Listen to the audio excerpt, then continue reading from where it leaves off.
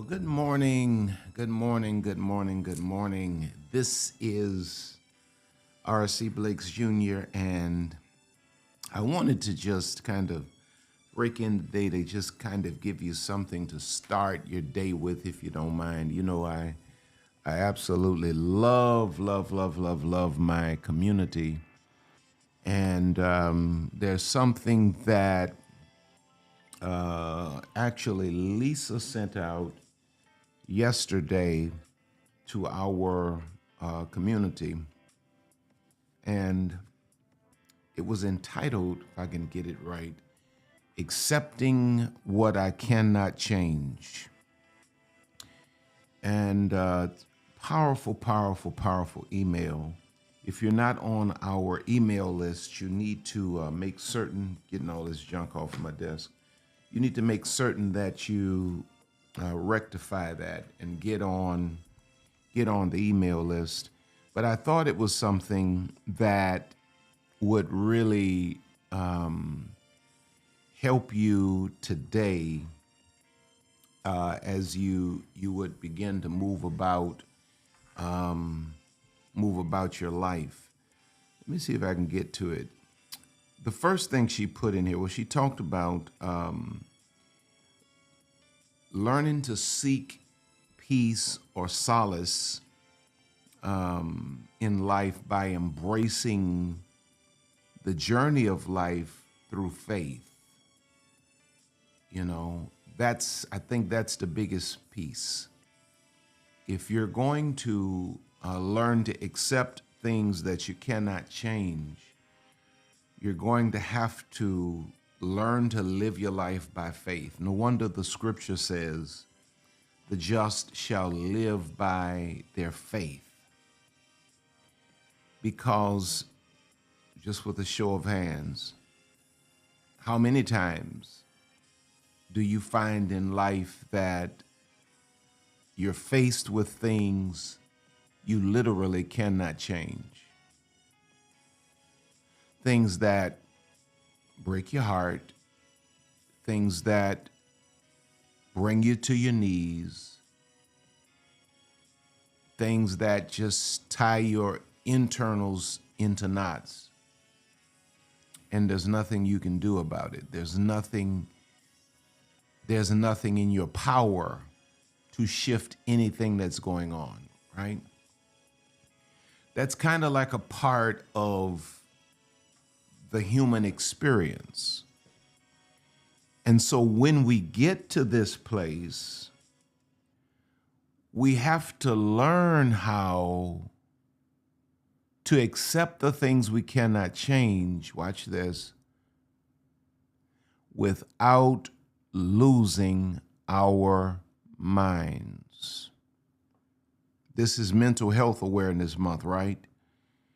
We have to learn how to accept the things we cannot change without losing our minds. No, well, maybe I'm by myself. Is there anybody else in the room this morning that's had to deal with life on this level, where you had things that came against you, things that came up in your life, and you had to learn how to accept it, but it almost drove you out of your mind because you didn't know how to accept it? We don't know how to accept certain things in life. Well, let me get back to Lisa's email. She talked about number one. I think she had like 3 points in this. She should have gotten on here and done it herself, right? Number one, she talked about these 3 things are things that she says to herself when she is in one of these difficult moments. And the first thing that she lists is, God's will be done. In other words, learning to accept God's sovereignty. I had to accept God's sovereignty when my father died. I was getting ready to say transition, but when he died, I had to accept that. I had to accept when I was 40 years old and the ministry that we had been building for 18 years was destroyed by a storm, and the community of New Orleans was devastated, and 90% of my membership was never to return. I had to accept that I had to start over again at 40 years old. Those of you that are parents of adult children, yeah, you know where I'm going with it. Your adult children will bring you to a point in your life where you realize though you gave birth to them or you brought them into the world, you have no power over their life, nor should we. And they will make decisions that we have to accept.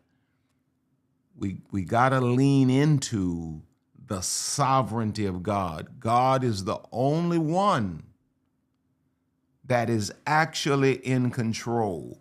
We think that we are in control. We are not in control of anything. My dear, as you move about your day to day, please remember, you ain't controlling nothing. Man, you can go and find Job, the biblical character Job, and Job will tell you, you are controlling nothing. Thank you, Nini. You are controlling nothing. Job was the richest man in the East and had everything balling. And in less than 24 hours, he was sitting on the ash heap of a former existence. His children were dead. His health was gone. His wealth was gone. His servants were dead. Everything Job knew of a life was no more, because we are in control of nothing. So we have to learn, when we are in one of these seasons, God's will be done. We don't understand why God allows what he allows, But embracing the notion of God's sovereignty entails surrendering our desires and our plans to his divine purpose. It is a leap of faith, a profound trust that even in the midst of chaos, there's a higher purpose that the Almighty has on this situation, and that he is guiding our steps. So look in Proverbs chapter 19 and verse 21, and it reads like this. It reads like this. Many are the plans in a person's heart, but it is the Lord's purpose that prevails. In other words, I have my idea about how I want my life to go, how I want my ministry to go, how I want my family to go, what I want things to look like. But it is God's ultimate sovereign plan that will ultimately prevail in most cases. Because sometimes God chooses to allow our plans to work. So sometimes we're not getting God's plan, which God's plan is always the best plan. But there are times that God chooses to allow whatever it is we set in motion to actually manifest. But when we're in a position where we can't change a thing, we have to then lean in on the sovereignty of God. And I want to say that to you today, those of you that are facing some stuff, facing some things that tough, really, really, really, really tough. The doctor said some things, tough. You have what you thought were great relationships that have turns sour on you and you can do nothing about it, tough. But lean in on the sovereignty of God. Because sometimes God is allowing you to experience a difficulty in the moment, and there's a miracle on the other side. Sometimes what you're going through is not even about you. Sometimes God allows you to be in it, his permissive will.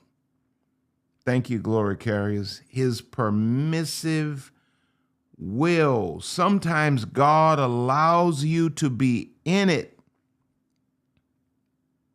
and it's really not even for you. It's for somebody else that's looking on. Yeah, I love that. I just want to put it up there for you all to see it. His permissive will. God permits some things that he doesn't even cause. He permitted Satan to touch the life of Job in all of those negative, seemingly negative ways. He permitted it because God knew the heart and the faithfulness of Job. And when God got through permitting it, if you go to Job 41, God returned and restored everything Job had, and he gave him twice as much. So all of your life is not going to feel good. That's something we got to get away from. We got to get away from this idea that life, because I pray, because I love God, because I'm saved, because I go to church, because I'm whatever, that life is supposed to always feel good. Life is not supposed to always feel good. In fact, about it, people that live the best lives embrace aspects of life that do not feel good. Aspects like fasting. There's nothing that feels good about fasting, but the Bible promotes fasting, and now even health professionals are saying how healthy and how good fasting is for your longevity. Exercise doesn't feel good. Very few people in the world that wake up and say, well, I just love to exercise. I mean, most of us do it because we love how it makes us feel after the fact, but the process does not feel good. I don't enjoy doing all of that stuff, breathing and all of that. But the best, if you're going to live your best life, you got to learn that living your best life is embracing life even when it doesn't always feel good. So when you're dealing with something that you cannot change, it doesn't feel good, but you got to lean into God's will being done. The second thing Lisa listed in her email to the community is, I love this one. She says, it is what it is. This is how she says she processes seasons and situations where she can't do anything about it. She can't change it. She says, God's will be done. Then she says, it is what it is. Accepting, watch this. She says, it is accepting your own humanity. It is accepting your own humanity. That I am not God. I am not in control. And I trust him. But there's some things in your life, thank you, Danielle, there are some things in your life that you just got to look at it and you got to say, it is what it is. And you know what you do from that point? You move on to the things that you can control. Because what is our tendency? Our tendency is to obsess, ruminate over the things we can't control to the point we do nothing about the things we can control. And if you ruminate and if you sit in the things you can't control too long, the things you can control become things you can't control. You got to learn to accept your own humanity. Everything is not going to be in my power. So acknowledging our human limitations and embracing our imperfections is an act of humility and self-compassion. Oh, I love that. Self-compassion. I got to stop feeling like I can't even save myself a lot of days. And I got to exercise some self-compassion and remind myself, RC, you're human. There's only so much you can do and no more. And with this, you got to go on and chalk this up to God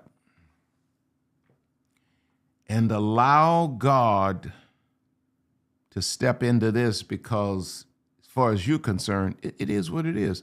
It is in accepting ourselves fully, flaws and all, that we find the strength to move forward with grace and resilience. Listen to what 2 Corinthians 2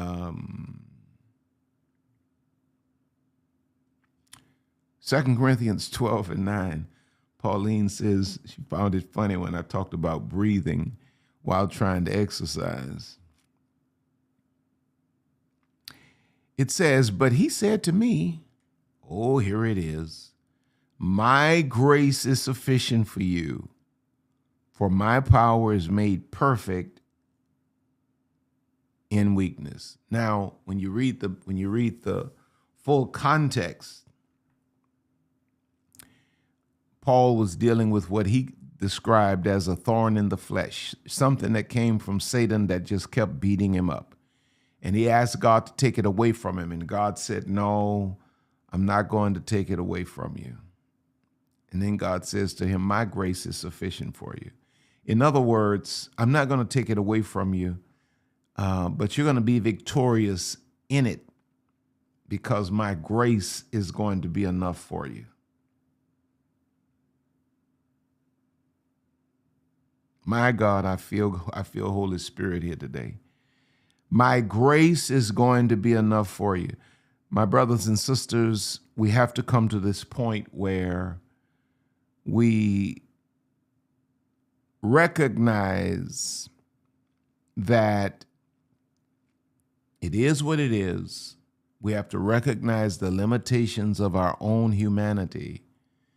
And it is then when Paul went to him and said, God, take this thing away from me. I can't do nothing with it. Then God said to him, my grace is sufficient for you.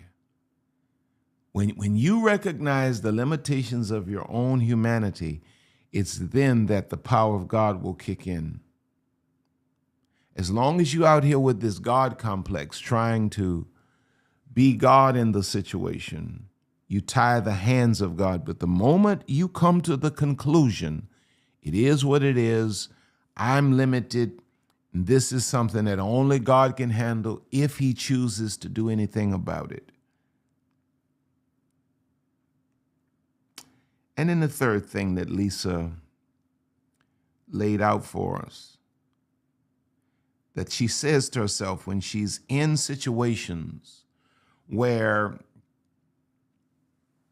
she can't change anything, she says, God's will be done, accepting his sovereignty. She says, it is what it is, accepting her own humanity. But then the third thing she listed, which I think is so powerful. And if you're not on our emailing list, you need to go to rcblakes.com, and right on the front page, there's a little tab for you to hit to join the email list. It takes less than 30 seconds. The third thing she lists is, I've been here before. And there's some of you that are watching me right now as God woke me up and pushed me to do this impromptu message. There's some of you that are watching me right now, and you're dealing with stuff right now and you needed to be reminded that you've been here before. Or it may have had a different color. It may have had a different shape, but it was the same position. You were in a position that you were powerless. You couldn't do anything about it. And let me ask you a question. How did it come out then? Even if God didn't choose to change it, God changed you. Sometimes life doesn't get easier. We get stronger. Sometimes the situation doesn't get better. We get more resilient. You've been here before. This is coming to a place where you recognize, watch this, God's faithfulness. You've been in this position before. You've made it out of this before. You've had your back against the wall like this, and you were powerless before.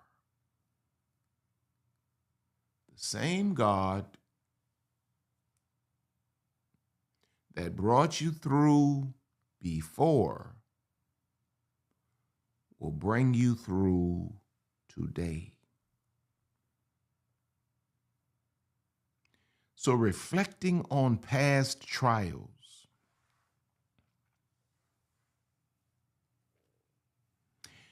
where God's faithfulness has been a staple, and God's faithfulness has seen us through, can provide us with the courage to face the present challenges.